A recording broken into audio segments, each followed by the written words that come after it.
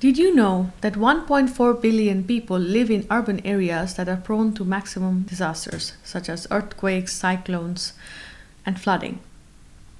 Hi, my name is Industri Banerjee, and today I'll be presenting my audio-visual essay on how can we increase survival chances during disasters with the design of a sustainable and self-organizing communication network. So, how can we make sure that we have technologies and tools that can empower communities and these people so that there can be disaster mitigation and more lives can be saved? One of the things that we have to always keep in mind is that these areas, such as Nepal, Indonesia, Africa, India, we have a lot of people living below poverty line, which means there is huge economic disparity. But does that mean that they are not affected by disasters? No. We also need solutions that are cheap, affordable, and easy to deploy. Well, one of the ways that can be done is by introducing communication capacity. Communication is very important during disasters. If people can find a way to express their needs and demands and requirements, then they can help each other.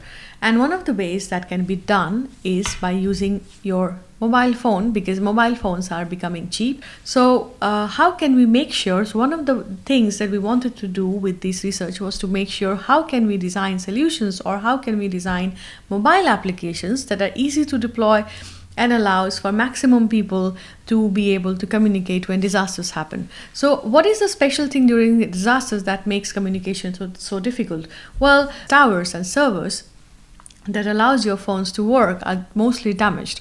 When these are damaged and not working, then your landline or your mobile phone can no longer be used for making calls or sending messages. During this time, one thing that you can do is to either you can wait for these infrastructures to get fixed, which can sometimes take weeks or months, or we can also wait for top-down approaches such as balloon network or Wi-Fi equipments to be brought to us so that we can have a way to communicate and we can connect with these equipments that can be on a disaster site. The problem is that bringing these equipments can take time, and a lot of countries and communities may or may not be able to afford this equipment. So how can we design solutions that are affordable and quickly deployable right after a disaster has happened? Why? Because time is of essence. The first 72 hours is the time where we can save maximum number of lives. People die of dehydration, people under rubble of broken buildings need help, they need to be pulled out, and most of the time during this situation the communities or citizens, they come together, and we have seen again and again that people want to help people and they rush to make sure that their fellow citizens, that their neighbors, and because people know about their community, people know who lives where, know who to contact if I want a doctor, people know about the nurse who lives in the community. So people need to be empowered, people need to be able to talk to each other, and that is why it is very important that communication stays on. Because the infrastructure is gone, there is a need of self-organized communication applications that can work without infrastructures, and the scientific community has been working on it for the past 30 years.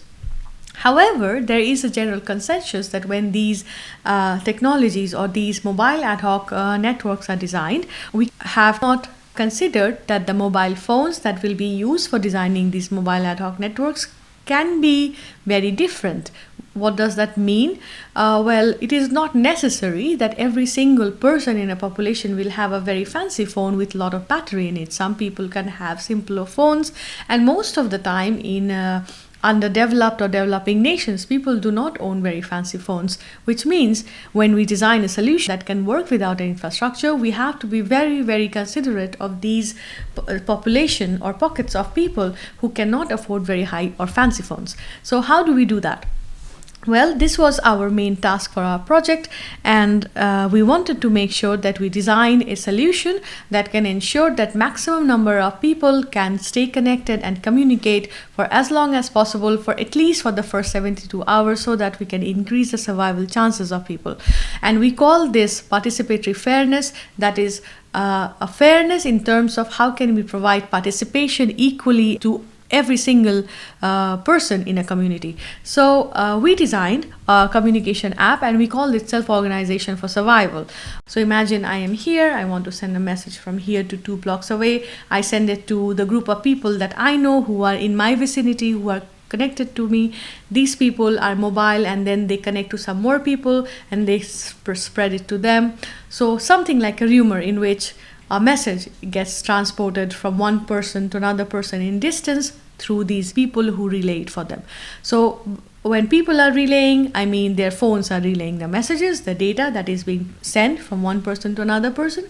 And this data could be anything, right? It could be something very vital, very important, that I am stuck here, I need help, I need water, I need first aid. And when this message can arrive in time, then we can make sure that this person can be saved. So that is what the aim was. Now, in a generic solution such as FireChat, which is one of the most famous applications. This application makes sure that your phone connects with everybody in your range, and then they are connected to everybody around them. So a lot of connections are made. Now, forming these self-organized network is costly. It costs your battery. Now, in a disaster, when your telecommunication is down, most of the time your electricity is also down, which means you cannot charge your phone. So you have a very limited amount of battery to spare. When you are making these connections, we have to be very, very practical. We have to be very judicious in how we are using our battery of our phone, because we want to remain connected to be able to send and receive emergency information.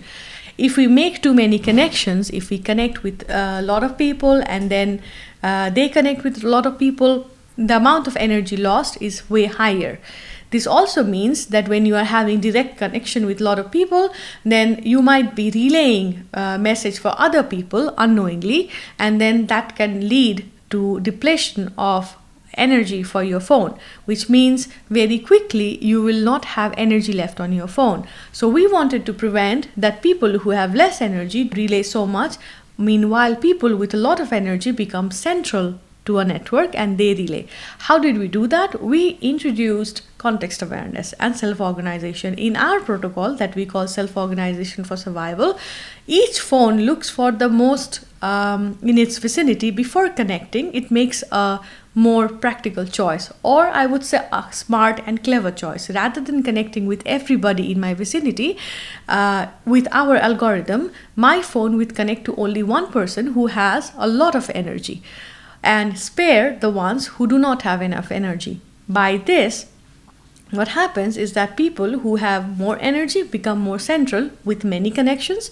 People with less energy has one connection, so they are mostly on the edges.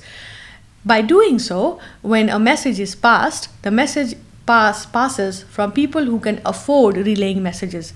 By this, the longevity of phones of people with less amount of battery is almost equivalent to the people who have large amount of battery. Now you can question that why it is so important for me that I care for other people, that they are able to send messages, and why should I share my battery? Why should I allow other people to connect to me? The problem is, in a disaster, you need everybody. Imagine it is your doctor who has less battery and you want to remain connected to the doctor. In that case, it makes sense that people who have less battery, for any reason, they might not have been able to charge it, or maybe they don't have fancy phones. You want to make sure that every single individual who has unique ways of contributing to a disaster situation remain connected to you. So I will show you the simulation.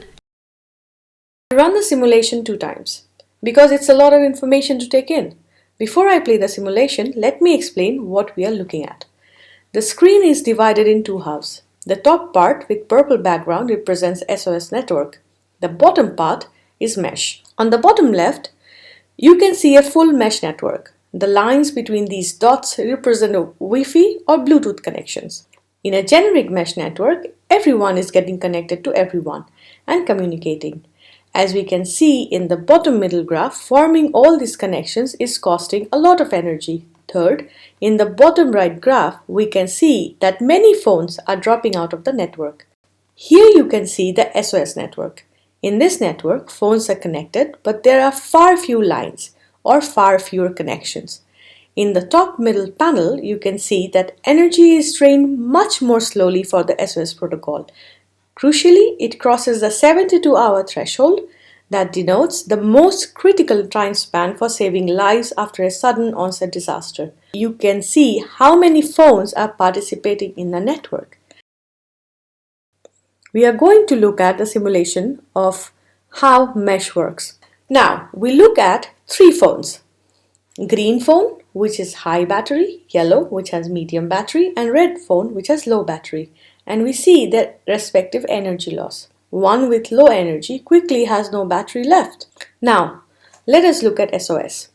We do the same experiment. We measure the load of 3 phones with different battery capacity, and as you can see, green, which is higher in battery, takes the maximum load.